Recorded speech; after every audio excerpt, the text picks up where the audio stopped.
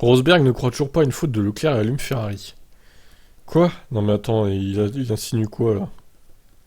Alors là, j'ai hâte de lire, hein. Je pense vraiment que c'était prématuré de la part de Leclerc de prendre sur lui la responsabilité de l'accident. Parce que c'est vraiment très inhabituel que ça se passe comme ça, parce que vous n'êtes pas même pas en train de pousser au maximum, vous économisez vos pneus. Pour que l'arrière se mette à bouger comme ça, c'est exactement le moment où le vent vient de l'arrière. Et si vous avez une rafale malchanceuse ou quelque chose comme ça peut soudainement vous enlever 20% de votre appui aérodynamique à ce moment-là. Rosberg soupçonne le pilote Ferrari que le pilote Ferrari n'est pas en cause.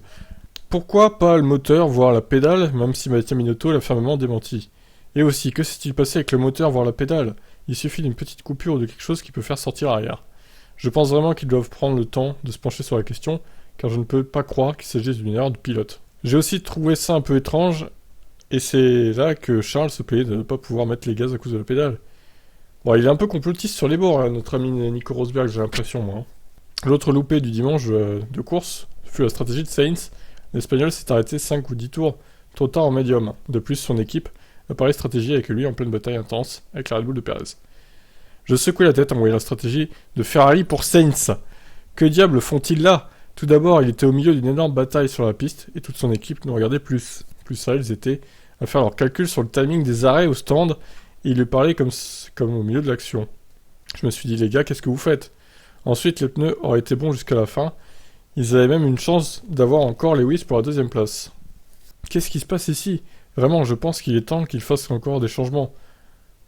Des changements sérieux. Un jugement terrible, là, terrible. Je ne peux pas expliquer. Mattia Binotto doit vraiment s'occuper de ça et faire de sérieux changements. Et la seule chose est que, ne l'oublions pas, que Ferrari semble avoir la meilleure voiture en ce moment. Ça peut donc nous donner l'espoir que Leclerc puisse encore faire une remontée au championnat. Pour les courses, le stand, c'est encore à jouer.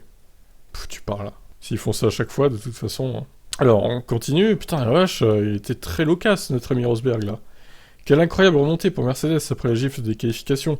Personne n'aurait pu prévoir un double podium, et aussi avec le rythme qu'ils ont montré. Ils étaient proches du règne de Ferrari et des Red Bull, c'est vraiment un gros point positif pour Mercedes. Il semble que c'est peut-être ce rythme de qualif qui est le grand problème, qu'ils doivent régler. En course, ils ont confirmé qu'ils ont fait des progrès, donc c'est un point positif pour eux aujourd'hui. S'ils continuent à avoir des samedis aussi mauvais, il va être difficile pour eux de faire assez de progrès pour vraiment se battre pour la victoire. Donc tout se résume à ça. Une équipe de F1 comme Mercedes travaille toujours très très dur. Parfois j'ai du mal à imaginer comment ils vont pouvoir travailler encore plus dur, car il y a une limite à tout.